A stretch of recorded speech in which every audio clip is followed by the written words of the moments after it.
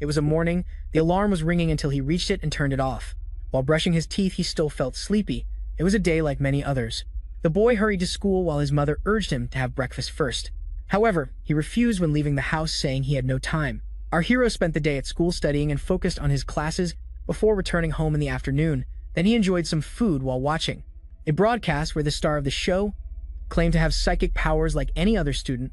Our hero would end his day with a nighttime snack. This was the life of the protagonist, who was just a normal boy. However, there was more to this life than it seemed.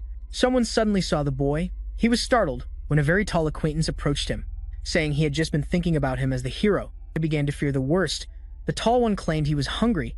This was none other than Choi, shaman who threatened to hit the protagonist if he didn't buy him food. This bully disrupted the peaceful life of our hero. Then the young man was thrown against the wall.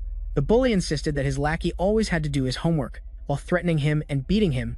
Thus the fragile protagonist fell to his knees. Choi Chae-min and his friends were really entertained by the suffering of the one, gasping.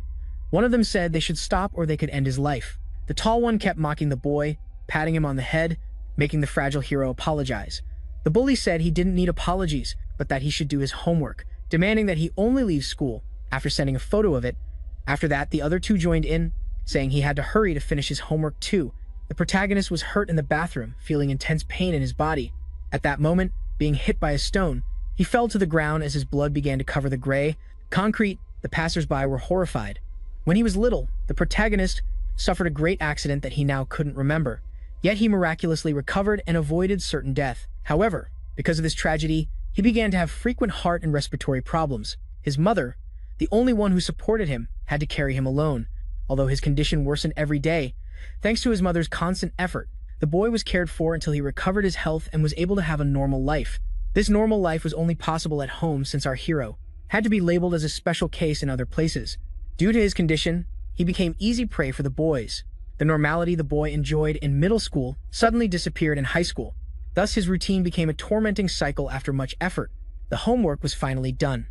Our hero was surprised to have finished it on time with the photos sent to the bully.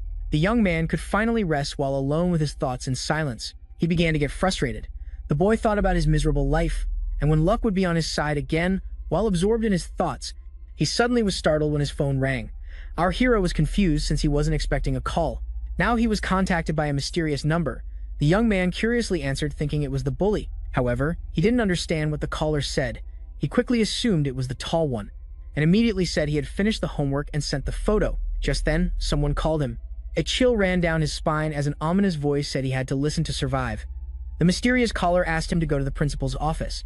When the school darkened and to go out alone upon hearing silence, they told him not to go home or ask for help, but to look for the hotel he would see in a window, since it would be his only way to escape death. With that said, the talk ended. This left High Beef quite upset as they thought it was a bad joke with a voice filter, and so the young man decided to go back home.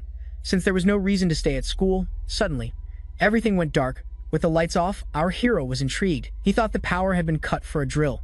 After locking the door, the hungry hound bit wondered if he should buy ramen before going home. While thinking about the delicious food, suddenly he saw two figures pass by, casually next to him as he watched them disappear into the darkness. Saying nothing, the young man thought about how scary these individuals were. He assumed they were bullies from outside the school. Jeonbeth, who doubted these two, wondered if he should go alert security. However, he decided to leave it and went home silently. Only then did he notice that his classroom was the only one in the hallway these two took, but upon going to check, wondering if they were really there for him, suddenly he found himself face to face with the two terrifying presences. The boy was sweating profusely and froze when greeted with creepy eyes and terrifying smiles. One of the men instantly recognized the protagonist as Han Bith and said they had been looking for him for a long time. The man also said he was there to see if the boy had the object they needed.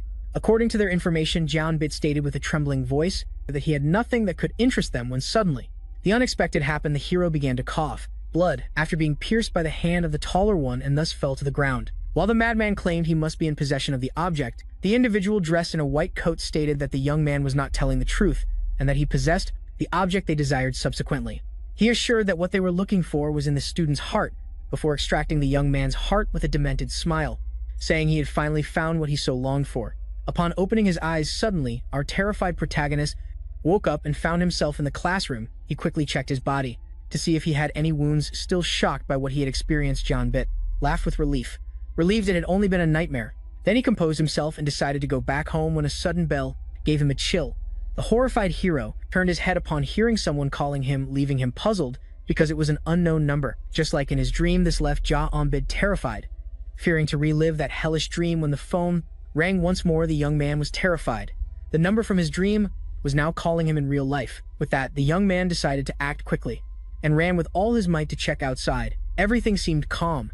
Everything seemed peaceful. Seeing there was no danger, our hero, feeling relieved, collapsed to the ground while laughing at his own superstition. But even so, seeing how reality was approaching the dream, he still had his doubts. Ja-on. Biff grabbed the phone and urged the silent caller to respond. He asked repeatedly for an answer, even threatening to hang up. However, upon hearing his name, the hero confirmed it was him. Before he could say anything, the mysterious voice urged him to leave the school and escape. While the two attackers approached, leaving our hero in panic, the voice tried to guide the young man on how to escape. However, some interference made it impossible to understand the message. Jianbit asked the mysterious caller to repeat what he said.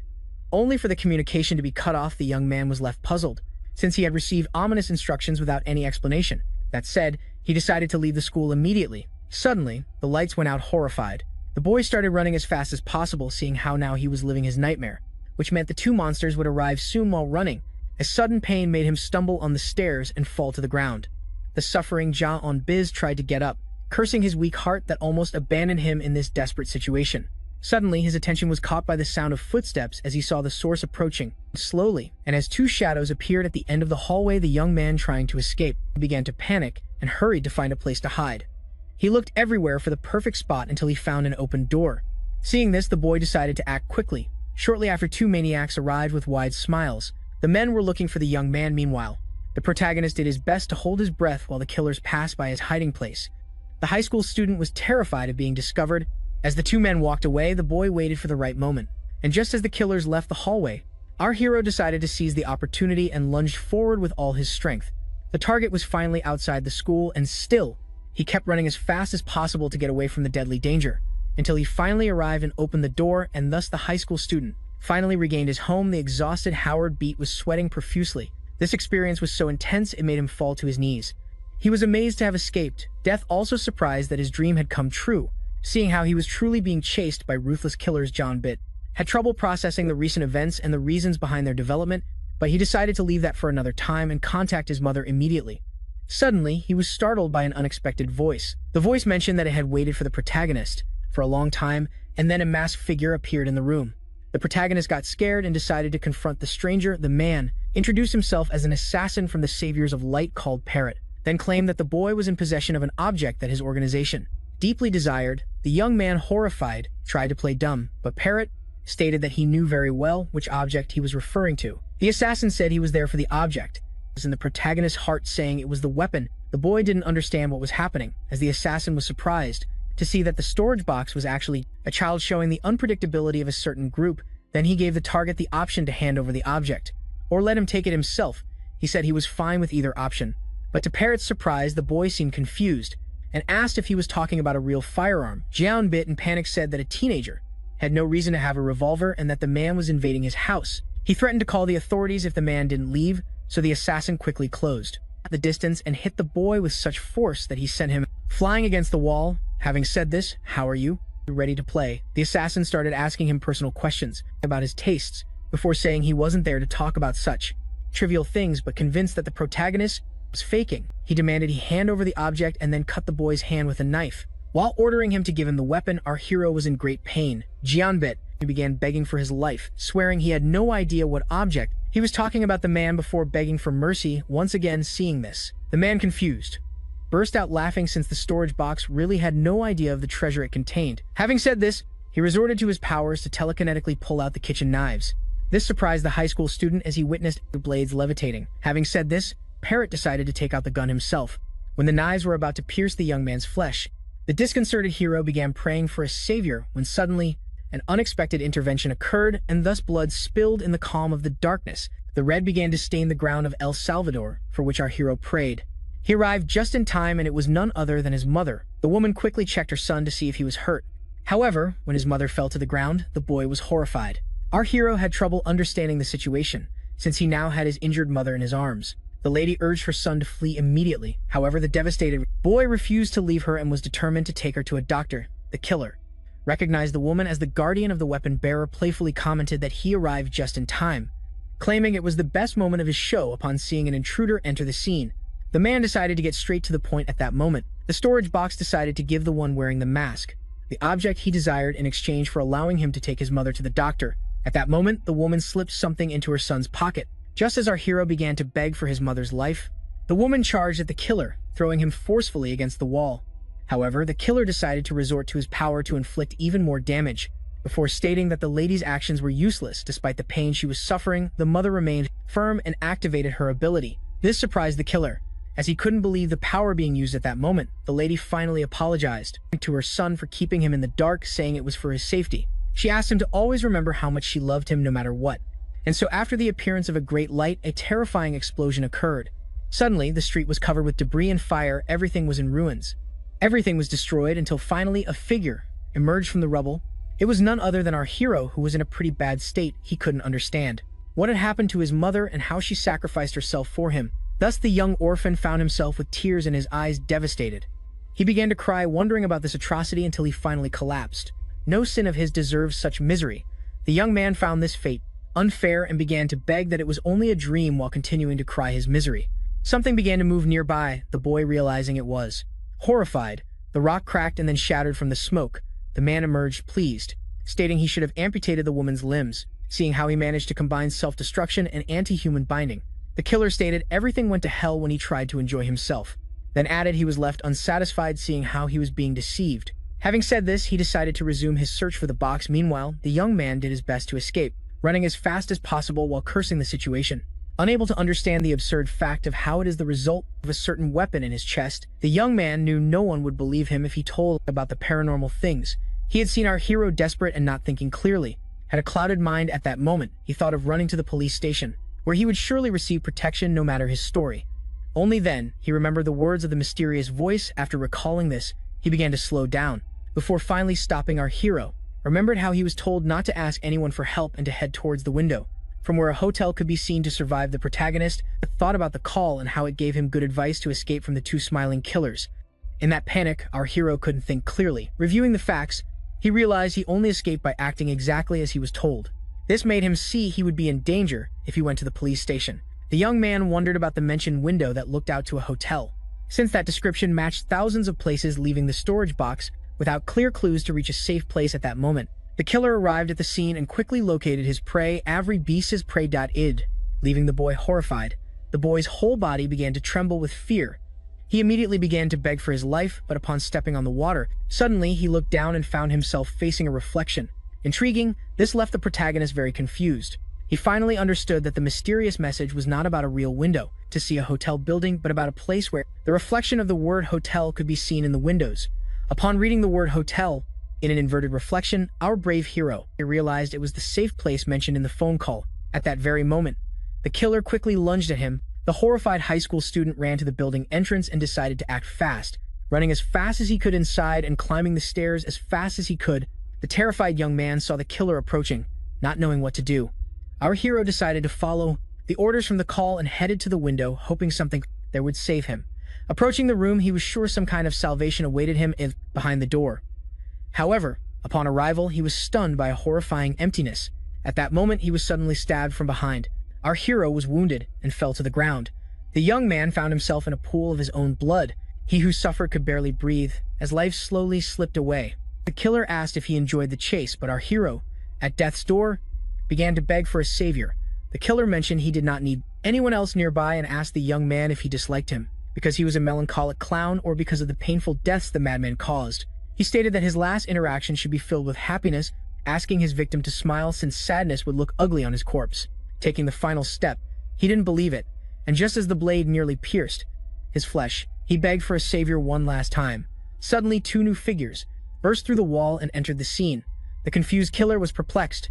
Outside, he opened his eyes and found a mysterious girl with a lollipop in her mouth and a gun in her hand. Then she told the clown to leave before preparing and shooting immediately at the killer, who dodged the bullet at the last second. Seeing how just before the bullet could reach his mask, the killer used some kind of small barrier to counter it. He enjoyed seeing the two arrive at the scene, and stated they would be powerless in this situation, before offering his excuses, seeing that he arrived before them. At that moment, The one with stone arms attacked and hit him with such force that he was thrown far away, crashing through several walls. With the killer out of sight, the girl paused for a moment to assess the situation before running to the protagonist. She tried to wake the unconscious boy, only to quickly notice he had a serious wound in his chest. The older man urged the young Jin Seo Yul to retreat immediately, but she insisted she had to provide first aid. He asked her to hurry, since the killer could break free from his powers at any moment. Only then did the man become alarmed and dodged a fast projectile at the last second. This left the one with stone arms alert as the enemy charged at him. The killer had taken advantage and lunged at the man in the suit with his levitating limbs, then told him not to think too much about how he had broken free from the spell, since soon he would be reduced to a pile of meat before unleashing the noise and confronting the opponent. After pushing the man with stone arms several meters away, the killer took his dagger and combined skills and powers to throw the weapon with an unpredictable trajectory that the man blocked at the last moment. This unexpected attack left him completely exposed. Shortly after, the stone man was knocked down into the ground by the killer with such force that he violently threw him against the wall. The clown commented that kicking his weak opponent relaxed him, before turning to the girl and saying that she had no right to touch the protagonist at that moment. The killer's companion quickly got up and charged at the clown again.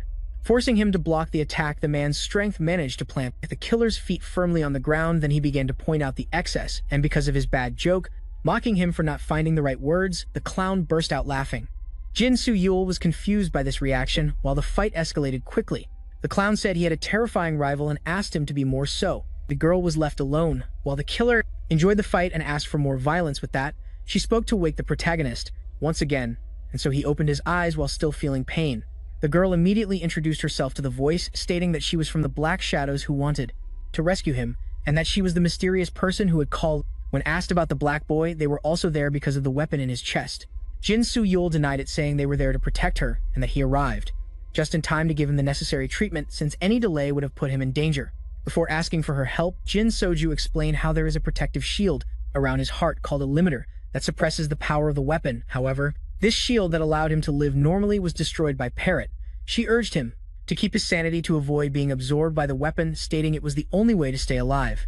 Jin's Oyul suggested thinking only positive things, since negativity makes the mind vulnerable to the power of the weapon. He indicated to focus on his internal conflict and leave the rescue mission in their hands. The boy, breathless as always, tried to respond but suddenly stopped doing so. The rescuer was surprised to see that the rescued had fainted, so she shouted to her companion, Tae-Duke, asking for help. Upon looking at her, the man's mind quickly understood what she expected from him, and so, to the surprise of the clown, he suddenly distanced himself before preparing and striking the ground. With all his strength, the attack was so powerful that it almost blew the killer away. After the shockwave ended, a hole appeared in the ground. Noticing it, the killer felt intrigued, since this hole descended several floors. So he quickly jumped inside while reflecting on how his adversaries simulated attacking to be able to escape to the underground. He also considered that even if they had some method to hear, it would be impossible, since the shadows accompanied by a wounded young man were extremely slow, which implied that opting to escape underground was a fatal mistake. Shortly after landing upon arrival, the killer was quite surprised not to see the enemy anywhere, and just as he began to think about how impossible it would be for the slow shadows to overcome him, he finally realized and looked at his starting point in amazement, unable to believe the maneuver that his enemies had just used against him. Tae-Duck was not trying to create an escape route, but a smokescreen to blind them, allowing the girl to use her powers. Finally, he realized that his enemies had never fled through the lower floors. Meanwhile, on the rooftop, Jin Soo Yul, Tae-Duke, and the unconscious protagonist had finally left the building. The man stated that they were already safe, and proposed going to the midpoint to meet Ji-hyun as planned and erase their tracks, seeing that they had plenty of time, only for his companion to correct him and state that they were against the clock. The hero was in critical condition and could succumb to his wounds. At any moment, the stone-armed one argued that not acting properly would allow the killer and other enemies to track them, putting them in danger or causing delays, which made the original plan the safest option. Shin So-yul reminded him that his mission was to take the student to a safe place, which implied taking the risky plan since his death would be a failure. She asked him to be quiet and hurry up as they headed to the escape point. At that moment, a gift appeared. It was a present from the protagonist's mother to her youngest son, eager to see what was inside the box. They quickly tried to open it and found an intriguing object. The lady explained that it was a pendant with a locket which the boy had no idea about, and so she opened the object and explained to him that it was a necklace that would allow him to store things inside, while showing him a photo of them she had placed. Jeonbit asked if the beautiful gift was really for him, to which she confirmed that the mother wanted her son to give his word. She explained that this gift of hers had special powers, so she asked him to promise not to put the amulet around his neck after receiving it. Said Then the lady asked the boy if she could trust his word in the present. The girl tried to call Jung Yujong and told him they had secured the target. The person on the phone explained to Jin Siu Yul that he was at the midpoint where everything was ready. Upon hearing that they had to go straight to the escape point due to problems, he asked for an explanation. However, the lady said she couldn't waste time talking, so she decided to join them there. Jin Siu Yul told Tai Duke that his colleague's rabbit hole would allow them to escape safely if discovered, so they had to go to the building. GEU, within the range of Yu Haiyan's ability, the task of both companions now was to reach the building alive at that moment. The older of the two noticed something was wrong. Seeing that they had not encountered any opponents so far, he assumed this must be a trap. It needed to be addressed quickly by his younger companion, who asked him to stop attracting bad luck and praised him for his effort. Threatening to hit him if he caused any trouble at that moment, she quickly noticed something alarming and pushed her companion with her feet, urging him to dodge, so the two dodged a fast projectile at the last moment. Something so powerful it destroyed a small piece of the roof. Upon seeing that the projectile was a bullet covered with lead Tai Duck, he understood that now they faced a sniper. Jin Siu Yul felt very annoyed at his companion, who attracted bad luck while using his detection ability. The lady's ability covered a wide area, allowing her to sense every living soul nearby, until she finally detected the one who reloaded quickly. Surprised to see how both targets dodged his shot, that said, he decided to try again, which did not go. Unnoticed by the lady, who hurried to take her boss to a safe place. At that moment, 4 bullets were fired. Quickly using the sniper's power, none of the shots hit our heroes. While the assassin reloaded, Jin Sol warned her boss they would go to the 4th floor, counting to 3, but he thought that was too much at that moment. The sniper acted, and the girl shouted the magic word, allowing them to jump from the building just in time to escape. A powerful shot that said the 3 began to fall head first toward the glass on the 4th floor, so the 3 heroes entered the next building. The sniper quickly reloaded his rifle and aimed at the enemy, but he was completely baffled. The man was upset because his targets had escaped, so he contacted the doctor, apologized for his failure, and offered several excuses. The sniper informed the 2 men in white about the enemy's location and asked them to confront them. Meanwhile, Tai Duke, annoyed because the enemy appeared while talking about him, wondered if the escape point had been compromised. Your companion stated that due to the enemy's position, they could assume they were only following the boy, that's why they saw them. This relieved the elder, who understood that being discovered, it meant that another enemy would soon arise. Jin Soil commented that they had been lucky so far, and that now they could afford to take another route since they had been running non-stop for so long. Only then did the girl notice something was wrong. She quickly turned around and saw the young man trembling. Seeing this, the girl urged the young man to keep his sanity. Only then did she realize that he was not only trembling, but that his eyes had turned completely black before he started crying obsidian tears. Seeing this, Jin Soil noticed they were in big trouble. Then she surprised him by saying that the weapon had begun to consume the protagonist's consciousness, and that if he didn't stop, the consumption would soon cause the boy to explode. Meanwhile, inside Holmes' mind, BID, our hero, Tony began to regain consciousness. At that moment, he opened his eyes wide. Surprised, he quickly got up from his desk. Our hero, breathless as always, was confused. Just as he began to question his situation mysteriously, he found himself back in class with his teacher and classmates. At that moment, the young man didn't know what was going to happen, and so he began to panic. Back in the real world, the superior asked his subordinate to report on the boy's condition. She explained that although she didn't know much either, according to her leader's words, the weapon known as Dead Star always tries to control its bearer, and that although the weapon is sealed, now, if suddenly everything were unleashed, things would get worse, since the weapon's bearer would be affected by the energy it radiates, leaving him asleep in the deepest part of his mind. At that moment, someone called the protagonist and hit him on the back of the head. The attacker scolded the young man for attracting the teacher's attention upon waking in the deepest part of the mind. One will face their worst fear from which they desperately tried to escape. If the Dead Star bearer loses their life inside the nightmare, they would die in real life, since their body would fill with energy, which would ultimately make them explode. Tai Duke understood that the boy was a ticking time bomb that would explode.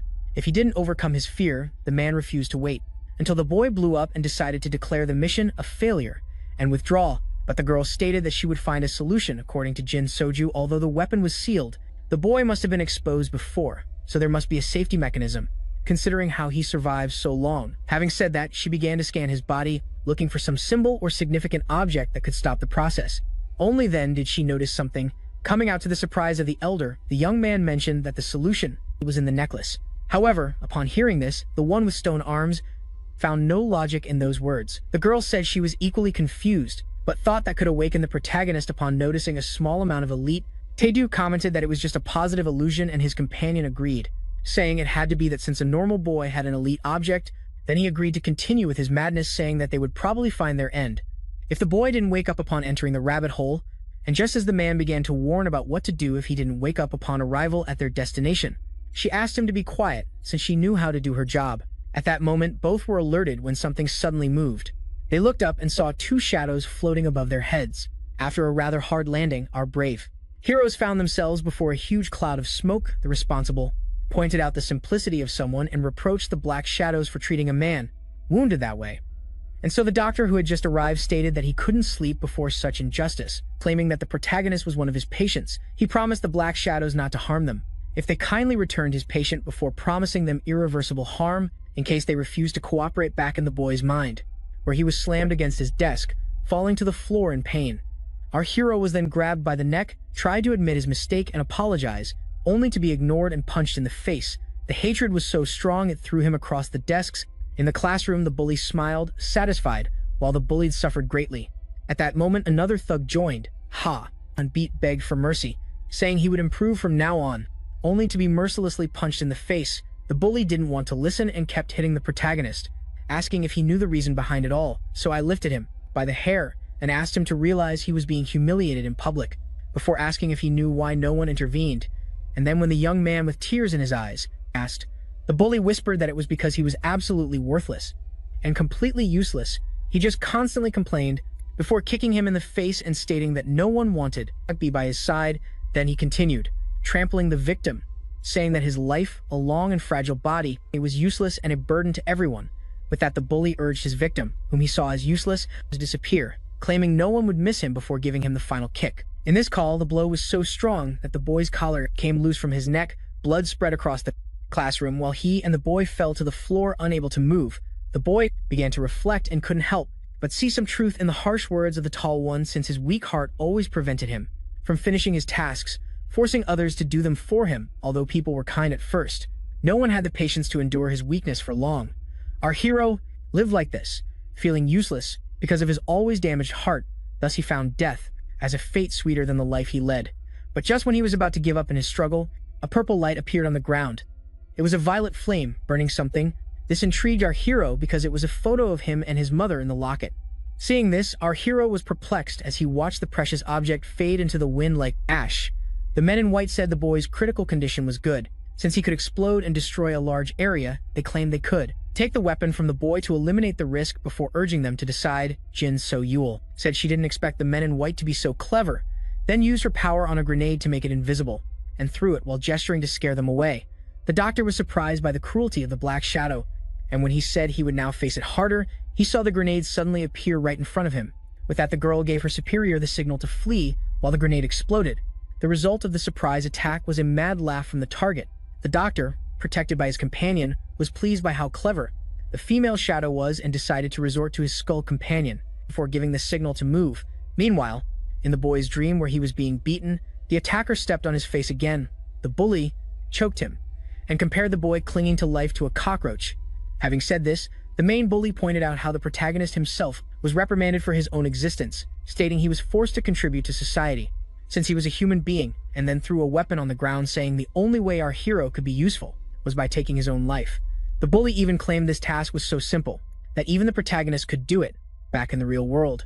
The girl tried to contact her ally, who was almost at the meeting point, informed her he was near Jun's building and said someone was chasing them. So she urged him to hurry to open the rabbit hole, but at that moment, Jin So-Yul was interrupted by Skull's attack, who managed to catch up to them.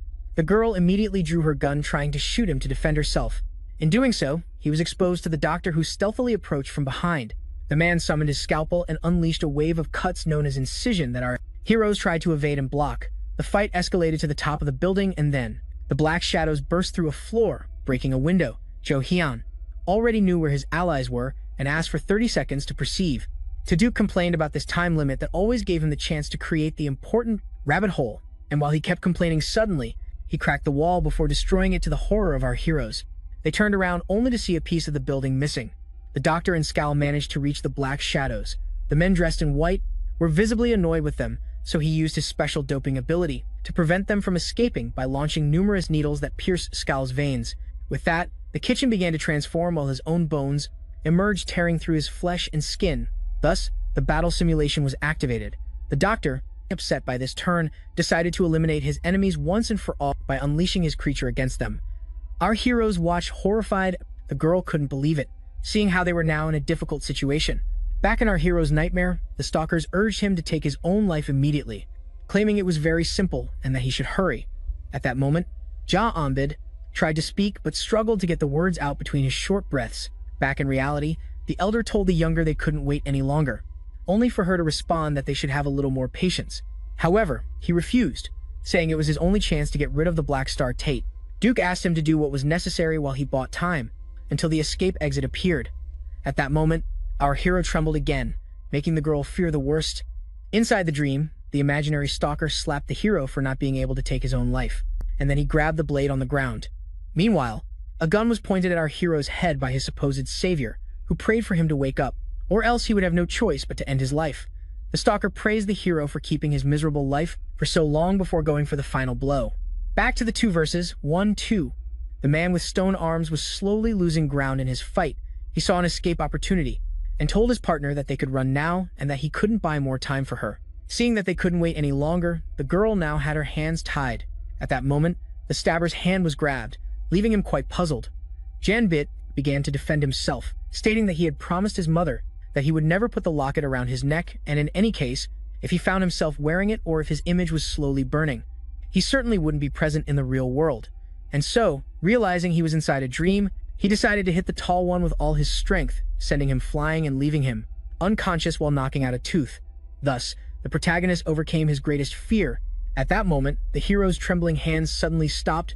The lady who noticed it surprised Jin so much that Jules couldn't believe what his eyes saw. A great impact occurred next to her caused by Skull unleashing devastating power. He began to dominate the one with stone arms. At that moment, a large explosion occurred in John's building. In the confusion, our hero was grabbed by the shirt and dragged into the rabbit hole with the invisible curl, and the one with stone arms, without our hero, began to fall, still as unconscious as ever until he woke up startled. Jianbit, breathless. He got up immediately terrified, only to find himself in the hospital bed. Analyzing his surroundings, he began to wonder where he was, upon waking in a strange place. The terrified young man had trouble remembering the events. Recently, after classes, he only noticed something near him when he looked at the pendant next to him, the same locket his mother gave him. Suddenly, he remembered how the clown went for the gun inside his heart, and how his mother put her life in danger to save him, to the point of sacrificing herself for him. Remembering this, tears began to fill the young man's eyes, and so he left the room determined to escape as fast as possible. The young man wanted to keep living for his mother's sacrifice when he collided with someone. The imposing figure turned and called the fragile boy, who was on the ground because of his presence, in a threatening tone. This terrified the confused boy, who started to run as fast as possible, leaving Taeduck surprised. Only then, Houndbit encountered another threatening presence. Someone was complaining about missing food. The swordsman angrily wanted to find the culprit. The scared young man denied having touched the food, but when the swordsman saw the toothpick in his companion's mouth, a third person arrived at the scene, happy to see them meeting. He stated he was there to wake the protagonist before introducing himself as Baekmu Yang, the leader of the Black Shadows. Before introducing the blue swordsman and the other two, our hero was surprised when the two men started fighting over the missing food, while the leaders slowly approached and exclaimed with a trembling voice that he was just a normal boy who should be somewhere else, only to receive a strange cube. When requested by Baekmu Yang to draw the weapon, our traumatized protagonist was quite surprised.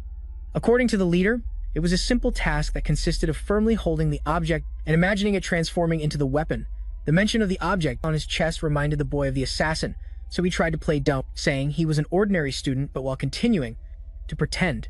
The leader of the Black Shadows was called Blue. After a quick display of power, the swordsman suddenly appeared behind the protagonist and ordered him in a threatening tone to draw his weapon, saying he had until the count of 3, leaving him confused. Houndbit tried to resolve it with words, but the countdown began, the protagonist crying, assured he had never seen a real weapon and swore it was true. However, Blue kept counting while starting to unsheath his sword, so our hero had no choice and obeyed. The traumatized boy grabbed the cube and begged it to transform into a weapon without seeing any result. Blue took a deep breath before finishing the count and charging at the young man. At that moment, some kind of black power emerged. Something suddenly appeared in the protagonist's hand. Surprising the swordsman with that, a great explosion of power occurred, scaring them both, and thus, a terrifying ray of dark energy was unleashed, leaving a dreadful hole in the ceiling and a swordsman, who miraculously managed to avoid the damage. Seeing this, the amazed young man fell to the ground. He couldn't believe he now had the gun everyone was talking about. The leader jokingly said, the boy had broken his oath, before pointing out he didn't expect the situation to be so serious, and that they would have been in trouble if they had continued. Later, when the weapon pointed at Baekmu-yang, its terrified wielder demanded everyone to step back. The surprised Jin Su-yul asked him to put the weapon away. Houndbit broke down crying, swearing he only knew the weapon and was completely ignorant, demanding to know the reason for this torture. Tae-do tried to calm the protagonist by saying the swordsman didn't want to hurt him, but the boy replied he wasn't stupid, seeing how Blue only pointed his sword at him. Seeing the hero beg for his freedom, the leader decided to reveal his terminal condition. This left the young man puzzled while asking for an explanation. According to Baekmu-yang, our hero's weapon was a parasite that feeds on the host's energy. While this weapon would try to help a strong wielder, he would reject a weak one and consume it to control it. Jeonbit managed to avoid the worst thanks to the power of his pendant, but upon seeing that his abilities were limited if nothing is done in 15 days, the boy who fails to control the weapon will become its pawn and suffer a horrific death. Jeonbit, shocked by the ugly truth, said that everything was light, while waving the gun all around, but shouting that it shouldn't end like this. The leader took the gun and made it disappear, showing how happy he was to see that the boy still had the will to live. The boss stated they would help the protagonist master the weapon, urging him to stay silent to survive. They couldn't enjoy a proper lunch, so he shouldn't leave immediately. A negative emotion caused by the hero's brain. Now living a life he didn't choose, but had to accept, he thought about how powerless he was to change the past. He compared himself to that coffee that couldn't return to the cup after spilling. Later at lunch, he asked his new friends what to do next. While the golem and the swordsman argued about the food, the hero said he should get rid of this allergic parasite. But the girl claimed the weapon was very clean and that the best thing would be to accept it. The leader said that our protagonist had 3 things to learn. The first and second were mental and physical training. He should also learn about the origin of all energy. The boss even said they should start now, leaving the protagonist quite confused. Shortly after our heroes took a bullet train, our hero spoke with his mother about how an acquaintance helped him with the funeral. Despite the deep sadness, he couldn't cry. Since it would be very dangerous to go to his grave, he thought about how he had narrowly escaped death. According to Jin So-yul, his attackers were a group ironically called Saviors of the Light. They are criminals with mental illnesses who commit various types of atrocities. The Saviors of the Light are a secret organization with an uncertain motive. All their members were labeled as criminals, but each one was unique. This confused the boy. Seeing that the police had not yet intervened, such a cruel organization would surely be news. However, it was the first time our hero had heard of them. Blue explained that the members of the Saviors of the Light were users of Leet. This confused the young man, so the swordsman told him that every object and being had its own energy called Leet, and those with the power to control it were known as Leet users. The term refers to the goddess of oblivion, which fits well since very few people noticed it, and even fewer could learn to control it. Manipulating Leet would allow surpassing human limits and gaining extraordinary abilities, like in fiction. Seeing that all the enemy group members could use this energy, they would use their powers to erase traces and memories, making it impossible for ordinary people to recognize their existence and very difficult for the government to track them. This left our hero confused upon noticing that the clown who handled knives was not unique, which the girl found ironic, since she said it who had a parasite. Shortly after, the leader opened the door, suggesting to end the discussion and enter the room. Entering this apartment confused the young man upon hearing the others talk about going to the base. He only realized when the room suddenly started to change, and so the young man who entered a small room was left perplexed, seeing himself in a completely different place that was the path to the headquarters. This confused him enormously, since it made no sense. Tae-duke asked him to adapt to his new daily routine, while his companion left the young man in the care of his leader, since now they would set off. Baekmu-yang asked the young man if he wanted to accompany him to do his tasks, but then checked how he felt. With sadness in his eyes, he said he was improving. The young man asked how to address his superior, reminding him that he joined his team, so he asked him to feel at home. The leader asked the new recruit if he knew the law of the Red Queen. The protagonist said he had no idea. Then the leader explained that this law came from a story where everything moved with the Red Queen to survive, comparing the protagonist's current state with that story. While the weapon tried to unleash its power and consume the user, it meant that the user had to gain power to live. However, this was not the main problem. The Dead Star was still out of control, trying to consume its host if it stopped growing, trapping our hero in an endless cycle. The leader told the apprentice how infernal his training would be and asked him if he had any reason to cling to life enduring such torment. After reflecting, the young man stammered, asking why the deadly parasite was in his heart. The leader simply smiled, showing a slight smile, and stated that no one knows for sure. Jack mentioned that when his mother asked them to take care of her son, she detailed everything. Although there were many questions, communication was interrupted.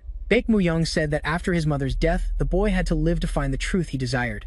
The leader added that he had no more information for the boy. After thinking for a moment, Ja On-bith clenched his fist, affirming that because of this situation he could not lose his life. He would have to live every day with the pain of the weapon, although his mother had supported him until now, which was key to his survival. He began to question her lies about the accident and the life he led.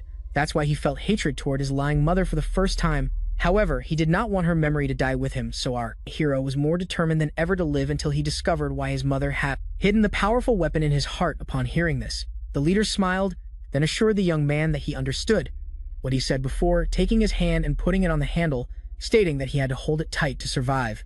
Before the boy could understand what was happening, the train suddenly started moving. Our hero struggled to stay standing as the train derailed. After rising a few feet, the heavy vehicle descended again, crashing forcefully against the rails. This abrupt turn detached a car that continued, falling until it was completely destroyed at the bottom. It was only a matter of time before the rest of the train followed the first car. Seeing that there was nothing left to hold on to, the young man clung to life, struggling not to fall. Ja On-bith, scared and confused upon seeing the train derail suddenly, tried to speak with the leader, asking if there was a technical problem, only to be surprised when he said the training had begun. Mu Yeon wanted the young man to get closer and discover the truth for himself. While hanging over the void and clinging to his life, our hero asked for an explanation because he could not believe this was part of the training. Suddenly, the train started moving again. The young man screamed in fear as he approached the bottom. Also, the anointed trainer asked him if he wanted him to restart the train. Ja On-bith stated he could not get up, so he begged for easier training, assuring he would do his best after learning the basics. Baek Mujang commented that this training should surprise the young man and explained how he should strengthen his body. He said that for the young man to pass the test, he would need help with his balance before throwing the purple energy ball at the protagonist. Hitting him in his core, the weapon bearer felt a strange and painful sensation. Something strong began to flow through his veins, and suddenly, it exploded with power. In the end, the boy was surprised by the blue aura surrounding As in his body. Although this energy seemed strange to him, his trainer explained that this was the latent energy within him and how everything had this hidden energy. Normally, it does not interfere with the outside world, but awakening it in some special way would allow the hero to make it flow outward. The young man was curious about what would happen next, so the leader explained that he would soon feel tired from not being able to control his energy, but he calmed him by saying it would take time. Baek Mo-young explained to the bearer of the dead star that he was now in a powered-up state that would allow him to double or triple his strength. Allowing him to climb, our hero struggled to process what he was hearing. His coach told him he would understand by trying, so he asked him to reach the next hold, which would allow him to understand the explanation. This puzzled our hero, but upon observing the target and seeing how far it seemed, the young man refused to fulfill the task, stating that he was not capable. He declared that it was already an effort for him to stay hanging for so long. However, the leader told him this was trivial and that he should feel more comfortable while hanging now that he was facing the awakening of his inner energy. Our hero was surprised by those words but found reason in them, since despite the initial difficulties, it was now easy for him to stay hanging after the flow.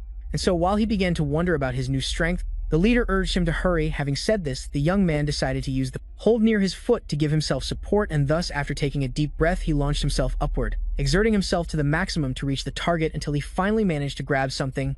To his surprise, this was not the assigned hold. In fact, the young man had reached a higher target, and so, while the boy began to shout with joy over his achievement, the leader gave a slight smile as his point had been proven. Meanwhile, on another train, someone was restless.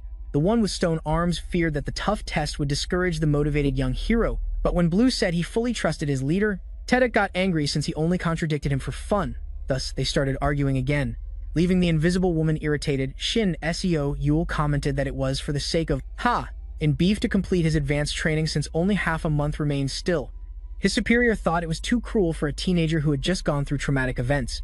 The girl said this reinforced her point since surviving so much pain would allow him to handle the weapon, saving them a lot of future training. Unlike physical strength, mental toughness key to controlling the dead star required time to grow, and if the hero was poorly trained, he would be consumed by the parasite, massacring many innocents. Meanwhile, the young hero was amazed by the internal energy that constantly rejuvenated his strength. With that, he had faith in his body and was confident in his ability to overcome this test.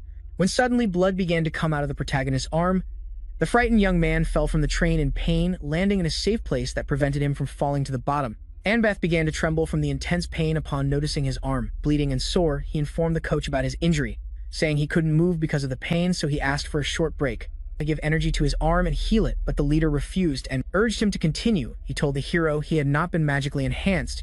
He had only gained a lot of endurance and that such injuries were inevitable on his body without training. The man said the hero had energy to endure the pain and climb fast, and that these events were inevitable. But when the boy said he had twisted his arm before asking for help, his coach yelled at him to stop making excuses. This sudden change surprised our hero Bike. Mo Yang explained that this was not a normal test, but one of survival, which meant enduring harder training to stay alive.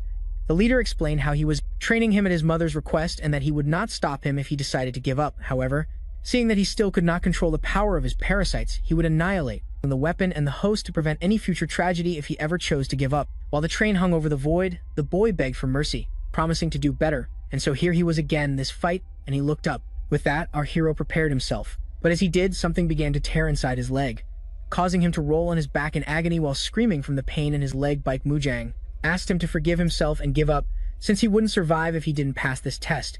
The young man tried to say he was in a lot of pain, when suddenly something intriguing happened. While the train began to fall again, leaving our hero horrified, the leader told him all this would be used as if he couldn't grow and have a month, and that determination was the only thing the boy had left. Despite his tears and pain out here, it's right to ignore it and reach the top, only to be hit by agony again, leaving him suffering. The boy was very upset when the hero called for a timeout, stating he couldn't climb again. With that, the man showed a disappointed expression, before stating he had misjudged the situation, since he assumed the trauma he had gone through would have made the young man stronger. To his surprise, that made him seem like a whiner. Our hero was shocked to hear that his mother would be ashamed of him. Upon hearing this, frustration began to build. The leader was surprised to see how suddenly he was forbidden to use those words. John Bit stated that the man shouldn't speak about what he didn't know, indicating he had no idea of the suffering he had endured due to his condition, which made him a mockery among his peers. The protagonist said the leader had no right to speak so lightly about what he thought his mother felt. Then the chief accused him of faking his injuries, and that despite the lifelong trauma he had suffered, he had used the pain as a weapon. According to the chief, one doesn't easily get used to giving up, stating the young man never made any effort due to his injury, seeing how acting like a strong person was pathetic in the eyes of others.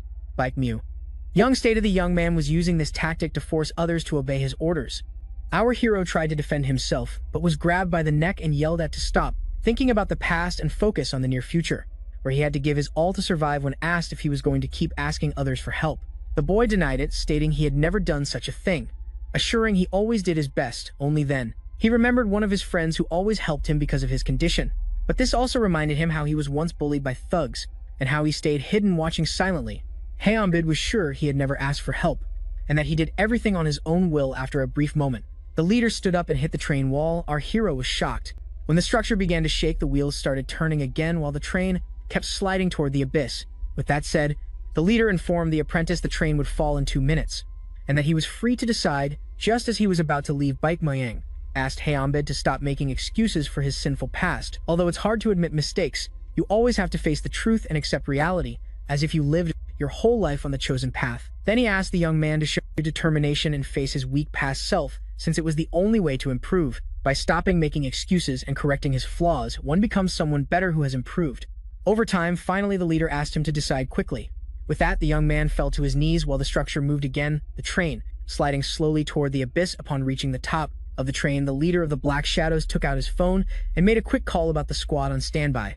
After hanging up, the man urged the boy to climb quickly. Seeing that time was running out, the train kept sliding. Noticing this, the disappointed coach wanted to report his student's failure by phone. Only then did he quickly notice that a hand was trying to reach the surface, gripping the metal bar despite the unbearable pain running through his body. He did everything possible to climb up. The one suffering admitted that the coach was right about him, and that he had always used his fragile condition as an excuse not to make an effort and to receive support. Fonbeat used to use his illness to get assistance whenever he wanted to avoid a situation, since it was easier than facing it. Now our hero was tired of his life. When the train fell, his determination strengthened. He was overwhelmed by a strong desire to change his miserable life. In the end, the young man did not get out in time. However, the leader felt satisfied with his determination. Due to constant effort, our hero fainted. He began to fall to the bottom with the train. The man who saw this gave a slight smile as he was satisfied. Thus Baek Muyang would continue serving the protagonist, since his real training would begin soon. Elsewhere, where there was a cocoon, something began to move inside until it finally broke the silk, and so the one inside fell to the ground while coughing up all the strange liquid that was inside. There were many other cocoons in this place. Our protagonist tried to catch his breath while wondering about the strange fluid on him, questioning his location. Remembering only the train incident, he began to examine the liquid dripping on his head. The confused Jalan Bit turned around and found a giant spider above his head. Seeing it, he couldn't believe it and screamed in horror. He struggled to process the reason behind the presence of the enormous spider. In a panic move, the young man began scanning the room looking for an exit to escape the scene.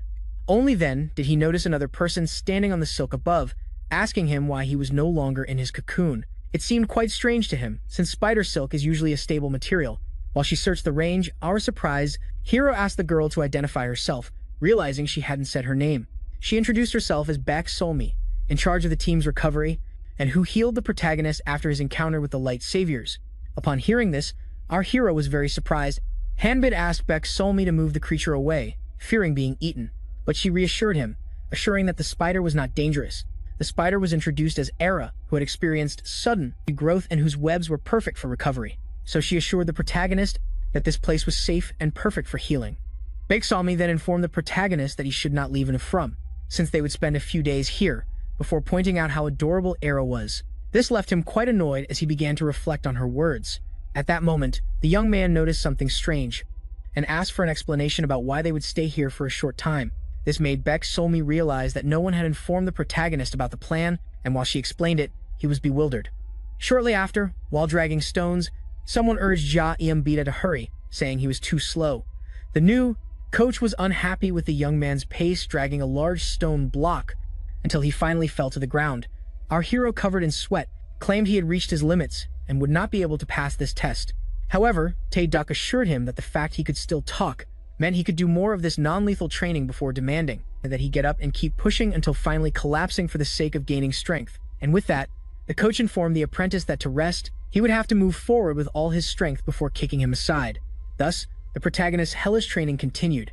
Sometime later, he woke up with drops of water. Yambis. He stood up quickly while someone explained to him that normal humans could not use their internal energy due to their blocked letter channel, which meant that the internal energy circuit would be blocked if the flow of Lita Blue stopped. He said that a normal person could only use their internal energy by breaking the blockage in their system. The swordsman then confused the training by asking if he felt his internal energy before our hero could process what was happening. Blue quickly moved and gave him a strong blow to the forehead, throwing him several meters back. Then Blue asked the struck one if he managed to feel the internal energy shown. The crybaby, who asked why he was being hit, was bombarded with a drink aimed at his stomach by the swordsman, who then prepared before delivering the final blow that sent our hero flying towards the trees with such speed that he pierced through them, before crashing into the largest one deeper in the forest. Blue tried to make certain points sensitive to internal energy, more receptive to Leet. The young man claimed he could no longer endure it, and although he understood the man's reasons, he asked for another training method. Blue stated that he understood the young man's pain very well, claiming it was a struggle everyone had to face, and that he could take his time since they only needed to attack the same point over and over again to make the internal energy burst. The bloodthirsty swordsman trusted his method. Later, in another place, a lady admired the elegant view, took out her phone from her expensive bag, and asked on the other end of the line if someone had contacted her. She believed the caller was worried because she had finished off Midori's sour, but upon hearing they denied it, she asked the other party to get to the point. The lady said she was upset about Quack Hanjin and that she had no energy to talk so while enjoying her wine. She was told how they failed in their mission, despite the first one they did. Upon being informed about the next step, she was astonished because it included an expensive item. The angry lady claimed her servants were useless and skillless. She was determined to judge the interlocutor for their failure, and after hanging up, the woman called her servant, demanding him to locate a specific person abroad. She said it was a simple job that wouldn't require much effort from the thug, before firmly advising him to erase all his traces. With that, the being called EC went to carry out his mistress's orders. Sometime later, someone was trying to wake our hero Jin Soju, asked him to stop staying in bed and accompany her. She reminded him that his priority now should be to strengthen himself physically and better master internal energy, stating that's why they would take combat lessons hand to hand instead of regular training, since combat knowledge would be useful later on. Having said that, she threw him an object that was a real firearm, with rubber bullets, seeing that he needed to familiarize himself with the Dead Star, which meant knowing how to use a weapon. Helmbit doubted he needed to learn martial arts, since controlling internal energy and practicing aiming seemed more suitable. Only then a fast projectile tore a small piece off his face. While our hero bled and felt pain, the girl expressed how annoyed she was because the boy thought her lessons were useless. However, she couldn't help but resonate with his logic, seeing how he was in possession of a great weapon, and while trying to clear up the misunderstanding, she stated that despite his huge advantages against normal humans, when facing someone who uses Leet, he would be immediately annihilated, especially if his opponent has a good defensive game. Shinso Yule bombarded the young man with rubber bullets, explaining how powerless he was and stating that any small opening would give an advantage in a fight while pushing him away forcefully. Then after his argument, she asked the young man if his training was useless. The coach then asked her how she expected the outcome of a shootout. While she aimed at our hero, He tried to defend himself, but was hit by a rubber bullet at close range. Shortly after, the protagonist was fighting in the domain of healing, and the girl asked him to stay conscious while she called her assistant Spider. The boy, beaten who wants to learn normally, was covered with spider silk. The torch shone intensely. The internal energy will circulate in the host body of the parasite when the circuit is unlocked. If one uses little letter, the particles react strangely with the environment. This phenomenon is called energy activation or electrization. According to the library guardian Kim Yoo-jong, Han Bith expressed that he understood the man. However, when asked to clarify again, the man used his extensive knowledge library and activated a marker, extracting a bulky volume on the fundamentals of internal energy, leaving the young man amazed. Shortly after an imprint had been deployed with that, the librarian closed the book. While its pages merged with the body of the confused hero, Hanbit was surprised to become quite knowledgeable on the subject. Suddenly, Kim Yoo-yeon explained that he was an advanced energy user who could shape his powers to transfer knowledge to someone's mind. However, one had to review this information constantly, or risk forgetting it. Seeing that the young man seemed to have understood everything on paper, the library guardian decided to start the practical part. Meanwhile, someone knocked on the door. The leader of the team asked the man why he was awake so late. He claimed he couldn't sleep peacefully since he didn't have the ability to dream Che or Gihan. The Daeon professor said that although he took sleeping pills by medical order, the arrival of the team leader would probably keep him awake at first. Bake said it was a normal visit, but the scholar knew it wasn't and asked him to get straight to the point, asking the team leader if he wanted to fulfill the pending task he had already finished all his own, only for the man to say this was trivial and that they should have coffee together. Choi Ji-han immediately realized that his friend had discovered something and asked him to share it, and so he told him how he found a good witness for the Geojin case. This made the elder laugh since those words had failed before. However, the team leader said it was normal to fail after many victories. The professor spoke about the great explosion, saying that if the tragedy happened again, our hero would surely meet his end, only for the employer to reassure him and firmly state that his new employee was not the typical teenager. The librarian explained to the protagonist how letterization consists of physically shaping energy inside or outside the body, and that water was easy to control with it, telling the struggling boy that using internal energy in the element would turn it into drops in the end. The boy couldn't complete the task because he didn't know the correct procedure, so he asked for more time to control the water. However, the library guardian left, deciding they would continue the lesson tomorrow. After catching his breath, John Bit asked the man if he used the correct method. The librarian asked for more details. The boy explained that when thinking about his training, he saw it as a failure, and that although he did his best, he would surely fail to master his weapon in time. So he apologized for wasting his effort due to his uselessness. Our hero was surprised since the librarian stated he was not so powerless. Kim explained that the young man, despite failing, had the shortest recovery time seen, and was slowly improving, although everyone doubted him at first. Still afterwards, the boy kept doubting, since he couldn't control the internal energy. This led the librarian to compare letter training to a dark labyrinth. Like the rest of the team, the boy had to explore this neural labyrinth alone and stumble upon dead ends before achieving success. The man's words were deeply engraved in the protagonist, as he stated that failing the test was trivial if one tried again to learn, so he asked him not to push himself too hard to the limit to grow, because in the end the state of helplessness that chained him would certainly break and let him run free sometime later. Elsewhere, our hero was jogging, then began to think about evolution while moving, and quickly, which was something difficult to achieve since he was easily defeated by Blue. Despite the hard training he underwent, he struggled to improve. Seeing how the second beyond the man tried to reach a new level, he would be affected by a great failure that would send him back to the start. Yet, those matters became trivial for the protagonist. On Beat was determined to be stronger. He knew that lack of certainty would lead to his end without reaching a new level. So the young man was more determined than ever not to show hesitation to finally reach a new level and be stronger. Jambith knew very well that it didn't matter if he was destined to fail many times, as he still had some sealed strength inside him. Our hero was determined to succeed, to finally evolve, and thus full of passion, who surpassed himself, let out a fierce roar upon reaching the top. During shooting practice, no can was hit. When it was time to practice hand-to-hand combat, the teenager stood firm. The training became more hellish, but the protagonist kept progressing and adapting to difficulties, only for his trainers to devise even crazier concepts for him to improve over time. The protagonist's hands became firmer, allowing him to finally hit his target successfully. And so when the can fell to the ground, the young man turned to his instructor, who praised him with a gesture, leaving him quite happy. Some time later in the cave, the librarian told the boy to empty his thoughts and focus on his surroundings to better control the energy, then asked him to try to control it and perceive it spinning while slowly circling his body. But seeing how the protagonist followed his instructions perfectly, the library guardian smiled and congratulated him for passing his training. Sometime later, the swordsman had the young man on his knees and stated, that he was only wasting his time if he didn't change his tactics. So he reminded him that he should try to perceive the card with his whole body, not just with his vision. The man told the boy, while hitting him with the sword once again, that he would never stop the circulation of his energy. At this rate, having said that, the weapon bearer began to bleed.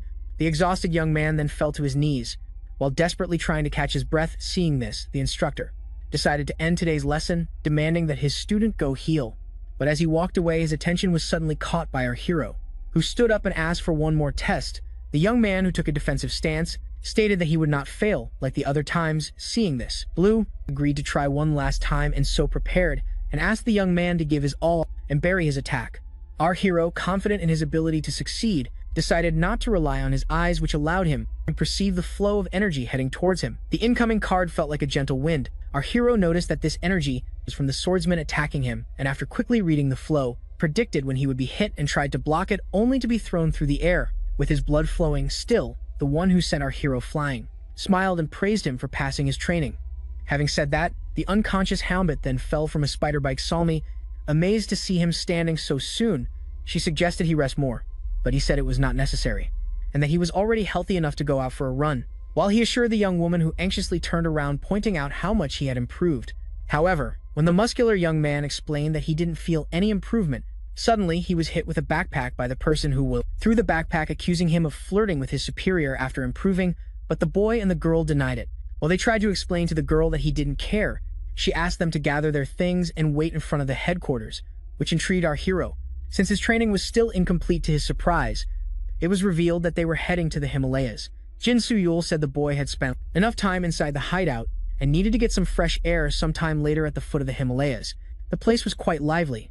Upon setting foot there, the protagonist had no idea of his location, so the superior explained that they were in Nepal, a village at the foot of the mountains.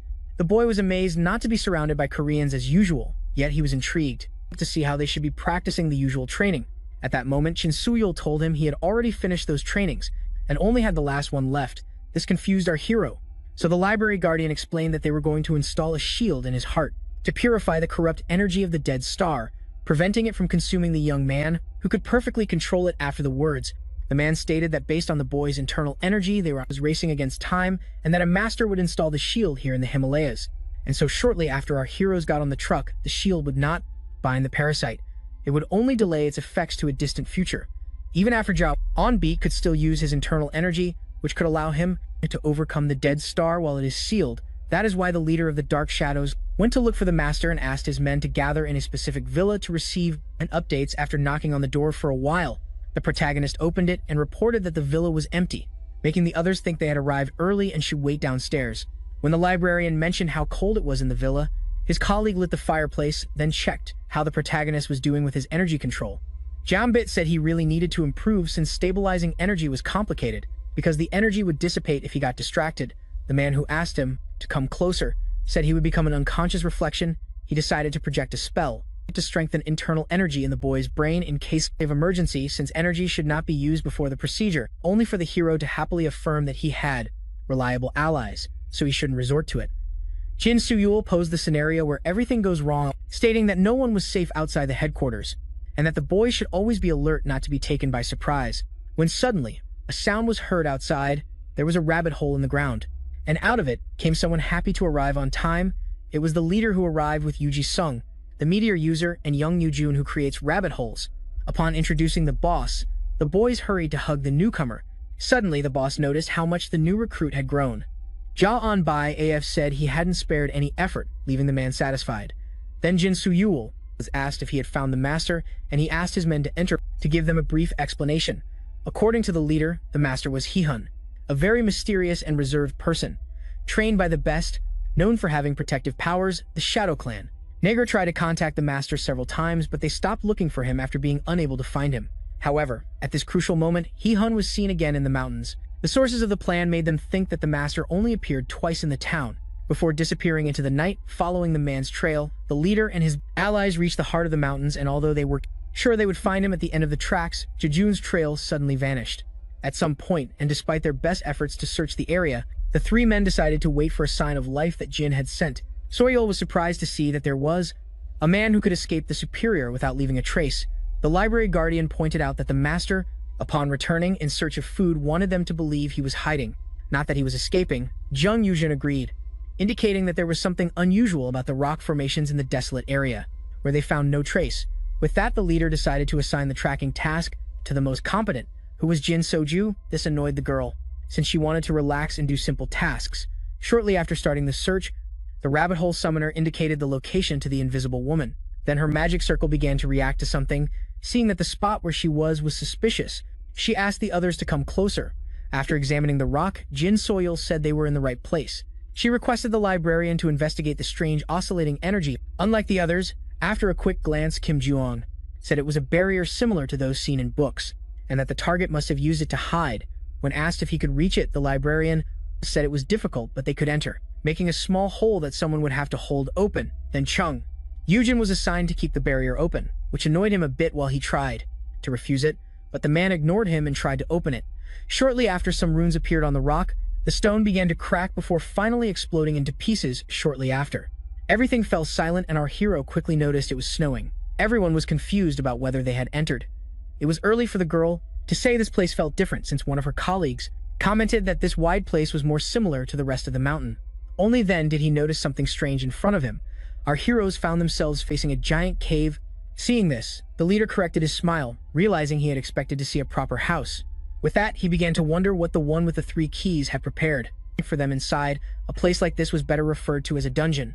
This made the girl question the man's humanity. Seeing how he had created something so immense, the leader indicated that this place was very spacious for one person. The hero understood why the man got so much food.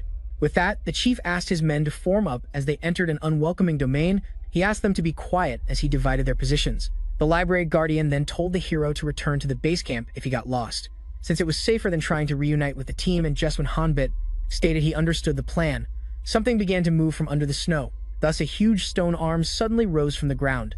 A colossal creature proceeded to make its entrance.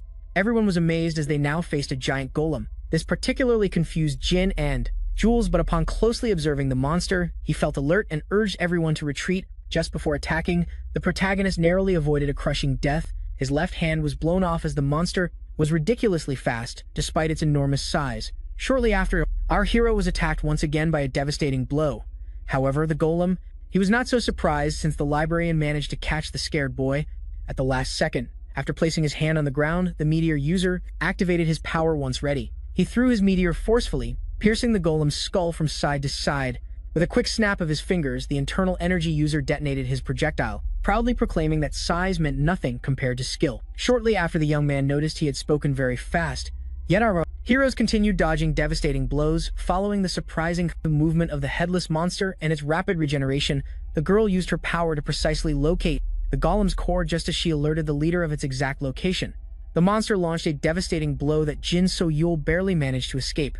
However, at that moment, he was attacked once again, and just when he was about to give up, a black lightning struck suddenly. The core of the gigantic monster had been disintegrated. The golem shattered. Thus, the leader easily defeated the colossal guardian. The man thanked and checked on his subordinate and helped her up. The girl, confused by the appearance of the giant monster, saw no souls nearby. Her colleague explained it was an automatic trap for intruders. When asked if it was normal for the destroyed monster to make noises, the librarian, confused, approached the creature to examine it. Suddenly, runes appeared on it. Seeing them, she tried to warn her friend of the danger, only for the rock to crack and explode. Spectacularly, everything happened at an incredible speed. Our hero, with no time to react, suddenly disappeared. Only the wind with rocks and snow remained.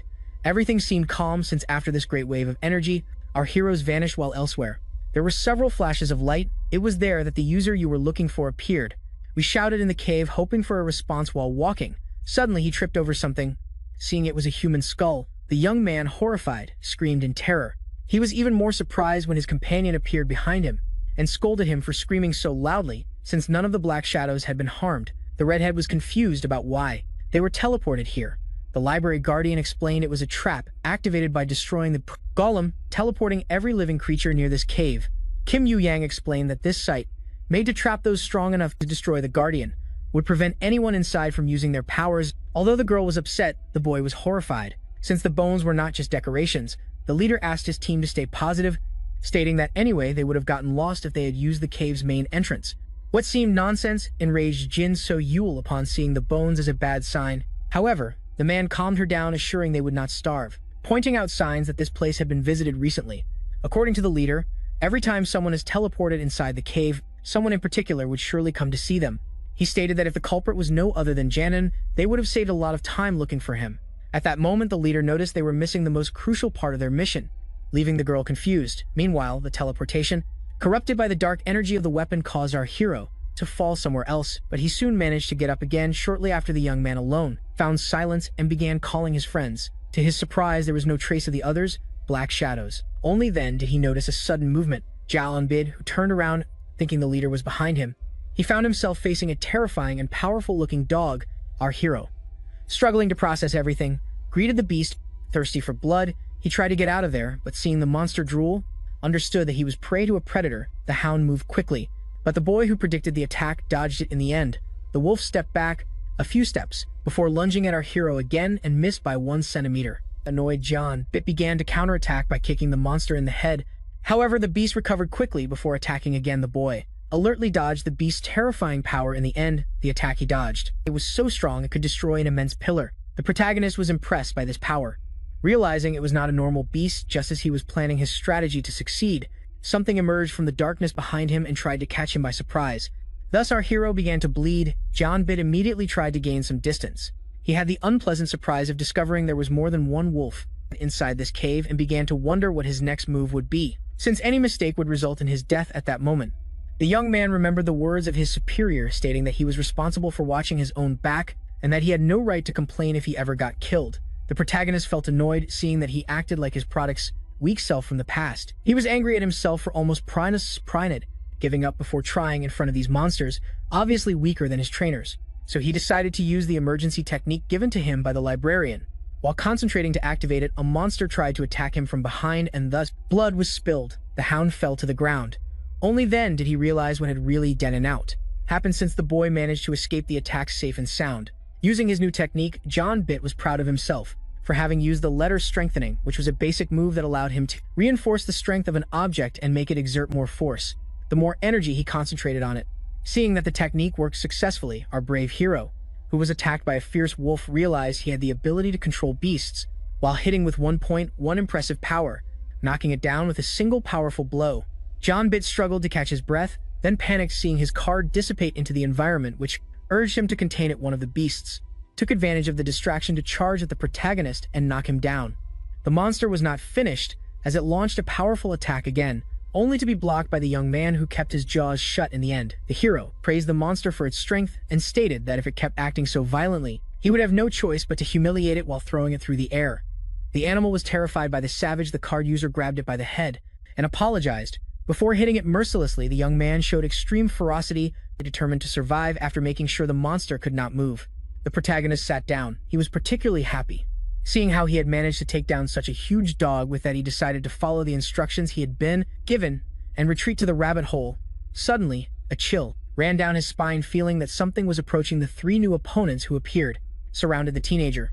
This made him laugh, incredulous, seeing that he was still not safe, while many acquaintances began to emerge from the shadows, and yet he was not afraid. In fact, the young man was quite happy with the opportunity to take down more wolves. Meanwhile, elsewhere in the cave, the young man's allies were searching for him, only to realize he was not with them in the care cell. The library guardian noticed that the boy might have ended up somewhere else, because his parasite got tangled when teleporting. Then the girl became alert and urged her leader to act. But the man assured her that Hanon would not want to help them, since they would be intruders who had damaged his cave. Jin Soo-yul insisted that the protagonist's safety mattered more than the property damage, but the leader reminded him that they couldn't lose the shield. He stated that although the task was difficult, they had to complete it and gather what was acquired or risk ruining the entire operation. According to the chief, his new recruit should be able to defend himself and then also try to fulfill his part of the work. Suddenly, someone approached the cave. That person was very angry and hurried. The man, frustrated because his location was discovered, kicked the bars in anger, while urging his prisoners to step back as they would fall on them. Only then did he notice something strange. The man pointing the rifle at our heroes was none other than the guardian Hanon. He realized that one of the intruders was missing. With that, he shouted, furiously demanding answers and threatening to leave them alone. Trapped in the cell, the leader immediately recognized the guardian as the one they had been looking for. Seeing that the one on guard seemed to be freezing, he offered his coat to keep him warm. Suddenly, holes appeared in the fabric, and the man who shot the coat urged the prisoners to reveal where their ally was. Meanwhile, he began to lament his expensive coat. The man explained to the master how they got separated from the protagonist during teleportation. Upon hearing this, Jeno angrily claimed the man was lying since he had counted 5 people appearing in the cell, which of them intrigued. Jin Suyul explained to the one holding the weapon that they came to ask for his help. They had no reason to hide the truth, and even proposed using a lie detector. The librarian told Hanan that his friend was the host of the Dead Star and they couldn't contain it, so they needed his help. However, when asking for help, the man laughed out loud, said that a certain group was crazy and very stubborn. The meteorite user tried to assure that they did not belong to that group, but they didn't believe him. Hanan assured his prisoners that letting one escape would be useless. Since this dangerous cave was under his control, he said that the Muchi wolves were fierce, and that a fatal fate awaited his comrade who was doing his best to move among the monsters. Finally, one of them managed to drag the protagonist. Our hero, overwhelmed, suddenly grabbed the monster's fang, pulled it out, and stabbed it to survive. Hanan repeated the violent actions several times, as he wanted to escape this place alive, covered in blood. He tried to catch his breath, seeing the brutal massacres. The beast slowly backed away. This pleased John Bit. Needing an urgent break, John Bit wondered how deep he was in the cave. He thought the deepest part was the coldest, indicating he was getting closer. After a few steps, amazement was reflected on his face. Seeing an incredible view, Howard Beat hurried to check it out. He wondered if the lake he was standing on had frozen recently, thinking he was in the center of the cave. This left him very pleased, since choosing the right path would allow him to find an exit. Therefore, he decided to take the shortest path while running toward freedom. The ice began to crack. Our hero was alerted when something big emerged from the frozen lake. The curious one turned, only to see a tall pillar of ice behind the ice structure started to move, and suddenly opened its mouth. Thus, the colossal ice monster emerged with a fierce roar. Our hero found himself in a complicated situation, about to face a giant. The one who fought the stone golem felt annoyed to face his frozen version. The monster suddenly disappeared. Our hero dodged the surprise attack just in time. John Bit immediately realized that his opponent was not like the one he faced at the cave entrance. Seeing that he was being easily outmatched, he decided to escape through a small cave where the giant monster could not enter. Then the creature raised his arm and launched an ice spike attack at his opponent. The boy, who couldn't escape the ice, tried to block it before falling to the ground. Beat began to tremble, as somehow he had escaped death by impalement. This level of power greatly amazed our hero. The ice golem then launched another attack, and shortly after, our hero found himself coughing blood and screaming in pain after being crushed by the ice giant. The captured had no choice but to acknowledge the monster's superior power. It lifted him with a cold hand that began to dissipate his consciousness. At that moment, our hero thought about closing his eyes peacefully upon seeing how he was going to meet his end in such a low place. Haon Bit, he shouted to the Dead Star inside him, asking for help, because he was determined to survive, to finally discover the truth and take revenge on the saviors of the light. With that said, the young man began to beg the parasite for help, as he wanted to hold the weapon in his hand, just like in their first encounter. But at that moment, the monster unleashed its final attack, and so, after a brief silence, the monster, who thought he was victorious, noticed something curious when a flame black began to slowly burn his ice arm shortly after the dark sphere had formed. Thus, the powerful monster was destroyed by a powerful ray of darkness. With that, the ice golem was reduced to inert fragments that began to rain down on the ground. Meanwhile, the protagonist, who had a large piece of ice in his chest, destroyed it effortlessly. The entity complained about how complicated it was to control a body. Still, the Dead Star was happy to have finally manifested, free to wreak havoc with its opponent. When knocked down, the vessel returned to the ground. He took a deep breath and felt all the dark energy of the heart. This pleased greatly the one controlling. However, while thinking about some matters, the ice began to move again. It started to gather so the monster could regain form with the dark energy. Who noticed this remained impassive and fired a few bullets that shattered the golem into pieces. He began to wonder if there was a way to neutralize the golem, who surely lacked cunning. Only then was he alerted as he jumped to evade the ice spikes emerging from the ground. This greatly surprised the host, and so he kept evading the rising pillars and using them as support to jump higher. The iceberg kept rising from the ground at great speed, allowing the monster to summon his hell of ice. The protagonist found it interesting. At that moment, he saw a tower rising from the ground. The golem cast revived and let out a fierce roar. The controller was alerted as he was about to make a new move. Thus, a snowstorm broke out, unleashing a wind so strong it began to carve a path through the thick ice spikes, using our hero as the tip of his spear. Still, the protagonist did not suffer much damage, but was covered by a thick layer of ice. Seeing how the monster tried to freeze his veins, the weapon bearer decided to counterattack, melting the ice on him with black flame. The golem still had tricks when it unsettled our hero, forming 2 large balls of ice in its hands. Upon reaching the necessary size, the spheres disintegrated into flying fragments. Unleashing the attack called Ice Spikes, the protagonist managed to survive the attack, but was very annoyed while beginning to think of a way to defeat the golem. With that, he began to recall the past actions of the boss that allowed him to defeat the stone golem. Upon realizing he should have destroyed the giant's core, the weapon bearer prepared and struck the ice star with all his strength, destroying half of it in a single blow. However, the parasite was not finished, as it kept bombarding it with strong attacks, until nothing was left in its path. With that, he began to wonder about a path that would allow him to leave the cave. Only then he noticed that the ice was moving again. This bothered him a lot, since despite his efforts, the fearsome ice golem was still alive. The creature began to inhale deeply, making our hero realize he was in a difficult situation. The monster unleashed its powerful ray that the bearer of the dead star dodged at the last second while trying to dodge the attacks. He wondered why the monster was still alive, only to be caught by a gigantic ice hand and slammed against the ground. The protagonist was alerted upon seeing many giant hands heading toward him and attacking him simultaneously, but from beneath the ice, the black flame rose again and incinerated everything around it. After reflecting a bit, the young man realized the solution to his problem, since what he had labeled as an ice golem was actually the cave itself, and that its core must be hidden, which is why it could return so many times. The bearer of the dead star realized that he had to find the core in the cave to end the golem, which turned out to be easy. He immediately theorized that such a precious object would have been hidden in the least dangerous place in the entire cave. While watching the powerful ray's form, the host formulated his plan, easily dodged the danger before preparing his own ray and fired it toward the safe place, which turned out to be the bottom of the lake, frozen. Thus, the thick layers of ice were shattered by the dark energy ray. With that, the true core of the monster was finally visible. This greatly pleased our hero, but the monster was not willing to give up yet. While desperately launching its ice spikes toward the one who had discovered its weakness, the host pointed out how frustrated the monster must be and told it that it was already doomed. Before unleashing the final attack that incinerated the core, the last flash was so strong the cave trembled. Everyone noticed the disturbance, including the owner at first. The coding master thought it was a natural phenomenon, only to realize it was something more terrifying in action. While everything kept shaking, the man hurried to gather his things. He was upset, thinking he was being attacked and grabbing a pair of keys needed to get to a certain place. Suddenly, he felt something lurking behind him. Thus, the master found himself face to face with a strange blob that left him quite confused and surprised. That said, he began to back away slowly, silently reaching for his rifle, before shooting at the object with a quick movement, seeing his bullets pass through the matter. The man was horrified. Shortly after, he was thrown from side to side, desperate. He tried to reach his weapon, but the thing broke it in half.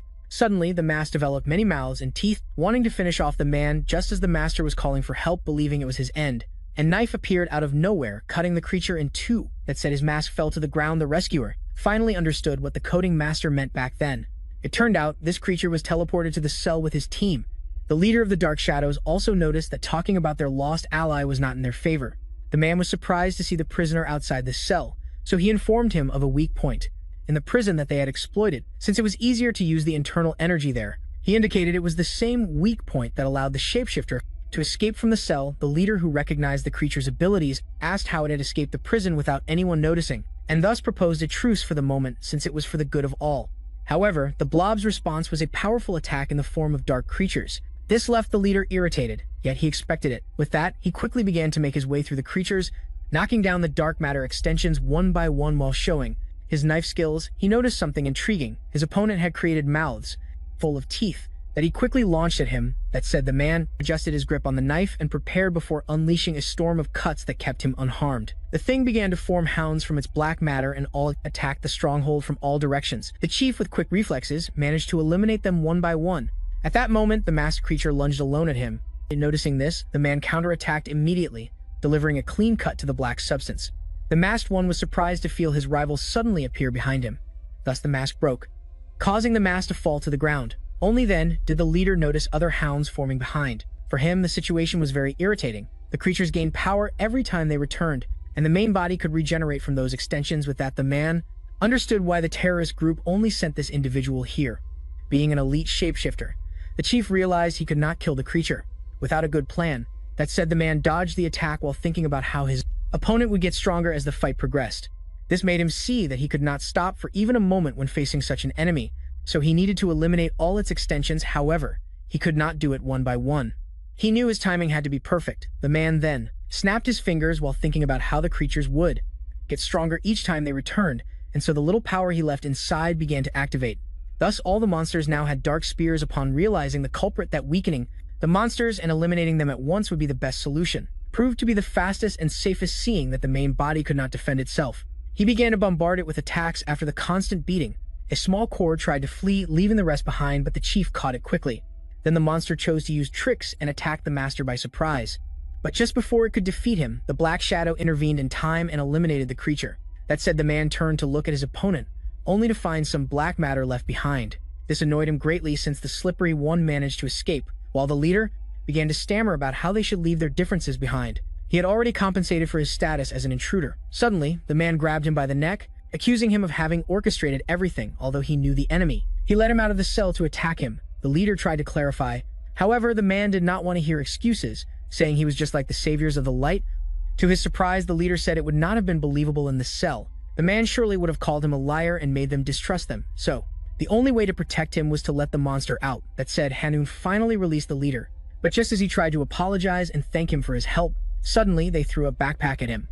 The master, who disliked intruders, had decided to help the Black Shadow to return the favor for saving his life, urging the man to follow him, since he could only help the boy for a while. Shortly after the same man was reprimanded, he had no choice, and apologized again to his team for leaving them when asked about the enemy.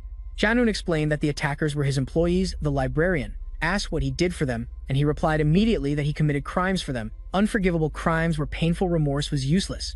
Only then did they ask the man to stop suggesting to resume the conversation later, since they were not facing a giant dark flame. Near the fire was the protagonist, who upon noticing his allies approached, mentioning how their delay made them lose an epic fight. The leader said they tried to meet with him as quickly as possible but encountered some problems, pointing out how difficult it must have been for the young man. Then he told him they found the coding master and agreed to help them start right away. But the protagonist refused to continue. Anun said that after feeling the power of the weapon, he didn't want to seal it. The chief said he already had approval and that they couldn't avoid the quick operation. Our hero struggled to understand his friends when the black-eyed host decided to demonstrate his power to the Black Shadows. His leader stayed alert, then urged his friends to take their battle positions while our hero, corrupted, aimed his weapon and showed the power of his gun. The flag flame ray caused great destruction. The meteor summoner escaped at the last moment, only to be bombarded by a burst of shots, and thus made his best effort to flee, while the attacker pointed out how incredible the dead star was. Shortly after, the host noticed the leader approaching from behind, so he blocked his attack and began exchanging blows with him, showing how eager he was to face a strong rival. Anun aimed his weapon, while the man said he didn't expect to fight so soon. Seeing this, the quick one closed the distance immediately, dodging the attack before hitting the young man in the face. This threw him against the cave walls, only for a dark ray to charge again and shoot at the one who dodged it instantly. The corrupted hero was entertained, then someone gained ground. The red hat, armed with a giant glacier, urged his companion to regain composure, pointing out how the parasite was consuming him before launching the glacier. This left the young man upset, so he decided to counterattack with dark flames. His friend was quick and protected himself by summoning a wall of ice, but to the surprise of the internal energy user, his defenses were not strong enough. So the corrupted hero closed the distance, breaking the wall, leaving his ally with no way to defend himself. That said, the parasite decided to go for the final blow. Just as he was about to pull the trigger, his position was swapped with the leader's, who used shadow swap shortly after. The young man found himself surrounded by pages of books. Shortly after, the corrupted one was sealed in a paper cocoon. This was none other than the library guardian, who managed to see his out-of-control ally inside his Addis. It's best to hold on to your angry man because he was about to die. When asked about the strength of the seal, the elder stated it was made for him, which means it only lasts half an hour. Jin Su-yul urged the coding master to hurry, leaving him irritated. Han-un showed his precise craftsmanship. While advancing with the operation, the man reflected on the boy's bad luck, as he was one of the few with such abilities, only to notice something intriguing. Seeing that the operator had found a problem, the girl asked him to share the problem with them. He explained there was no way to create the shield, since the required material, which was the boy's natural energy, had been depleted. Someone proposed donating their energy, but the master flatly refused, saying that like blood, transfused energy must be compatible. Then the librarian suggested another substitute: use the universal internal energy of the cold fragments at the bottom. None was surprised to see that the Black Shadows had destroyed the cave's core that would serve for the transfusion, so he asked them to bring many fragments. When asked if the operation was finished, the master revealed there was only one problem left to solve, seeing that they needed something to separate the minds of the host and the parasite, since without that, the boy could suffer brain damage. The leader asked how to avoid it, so Janun, the boy could suffer brain damage. The leader asked how to prevent it, so Janun explained that the young man's behavior made them think he was fighting against the weapon deep within his mind, and that one of them had to enter his subconscious and help him fight the dead star to continue with the operation. Everyone was stunned when the leader immediately volunteered. asking the elder to help him get in. The librarian was surprised, since he had no experience in mental transfusions, pointing out that it was very dangerous. The girl agreed, saying that she or other subordinates should take on the risky task, but the strong one insisted that he had to do it, since he had to fulfill the great promise made to our hero so that he would survive and needed to help him because of the trust he showed. And with that, he asked for help with the preparations, once again determined to risk his life to save Hao and Bit. Although the situation was not tense since it was in the hands of the leader, the librarian had to hurry because the mental transfer had to be completed before the heart was protected. They needed to free the protagonist before everything froze, so the strong one found himself in a place distorted that he immediately recognized as the boy's subconscious. His mind seemed to be in a pitiful state, which led the leader to theorize that this was due to the effect of the dead star. Just as he was about to look for the boy, something appeared behind him. The giant monster attacked the man who summoned his weapon and quickly cut the creature, leaving it as a pile of crushed flesh. The leader, noticing that these creatures were the work of the dead star, commented on how weak they were and how easy it was to eliminate them when suddenly, the hand he had just cut started moving, and so the man found himself attacked from all directions by horrifying monsters. Realizing he had spoken too soon, the chief prayed that the boy would hold on until he arrived. While our hero faced his own problems, seeing that a monster was about to attack, he moved quickly to dodge a devastating claw. Our hero then used the second strike to launch himself at the ceiling. Bit began to concentrate his energy in his fist before unleashing a devastating attack on the two monsters.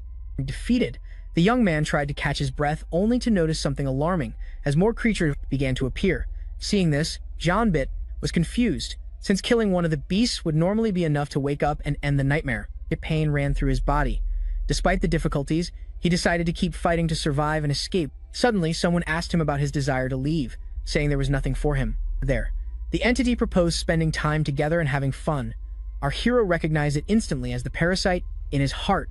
That star suggested destroying some cities of the young man's choosing, saying it would be fun, only for the protagonist to say he didn't like destruction and that he needed to escape. Then he reminded the bully who bothered him daily and unleashed his anger for no reason, suggesting ending him and the other bullies while his host enjoyed the carnage. Bit stated that the parasite was just talking nonsense and threatened to take its life if it didn't let him escape. This saddened the entity greatly. Then, it began to act as if trying to hide hostility to whom it had just thrown against the ceiling was being hurtful. According to the dead star, they were both the same person, but his other half wanted to take his life. Angrily, he challenged it to do so before throwing it away. The boy clung to something, avoiding a fatal fall, but due to exhaustion and wounds, it was hard for him to stay up. Then the weapon pointed out how his host was suffering and he just had to accept it for the torment to stop. But the hero bravely stated that the training he endured here was more hellish, which earned him another blow against the wall. The dead star asked him to stop being irritating and acting arrogantly since he was nothing more than a nobody in the outside world. While continuing to torture him, the entity was especially annoyed because his host didn't understand the truth. Jarambith indicated how little the parasite thought of him, seeing that he thought the same about himself until recently, and how everyone treated him with pity and tried to help him. He couldn't help but see himself as a mere vessel of uselessness after a hellish training with those who did not see him as pathetic and defenseless. The boy realized his mistake. Thus, our hero began to channel his energy and stated that others' opinions do not determine his reality. And with that said, he reinforced himself with inner energy, channeling all his power into a fist before striking the entity and stating that at his best moment he could achieve something like the others. At first the attack worked, but the creature changed shape and brutally crushed the hero against the ground, showing the little strength he gained from the training. The entity said that his host's abilities were limited and that he should only accept it to escape his misery. But the boy stated that those matters were trivial, since he would keep fighting despite his weakness, realizing that his persistence would allow him to achieve something. Having said this, the young man began to gather dark energy, stating that the dead star would never deceive him again before summoning the form of his weapon in his hand and shooting the entity with it, while he was more determined than ever to maintain control. After the powerful burst of darkness, the giant monster finally disappeared. With that, our hero fell to his knees exhausted. Trying to catch his breath, believing the agony was over, he began to look for a way out, but suddenly, he was grabbed by many white hands emerging from the ground. This left him perplexed since the creatures kept appearing even though the parasite had disappeared. All Bit had to do was get rid of the monsters and run toward freedom while clinging to hope and fighting for his life. He activated his shadow technique and unleashed the dimensional slash, cutting the creatures into pieces and making them disappear. Having said this, our hero finally fell, but before touching the ground, someone grabbed his hand. The leader, who caught his young companion at the last moment, apologized for not arriving sooner. Seeing the man in front of him, the confused boy searched for words to apologize only to be hugged and praised for holding on so long. Hyunbit tried to apologize again while the ice surrounded them. The chief commented on how hard it must have been for the young man, told him how proud he was of him for continuing to fight. Despite the enormous difficulties, the man asked the boy to close his eyes and let him take care of the rest, with tears filling his eyes. The chief assured him that upon waking all his worries would have disappeared.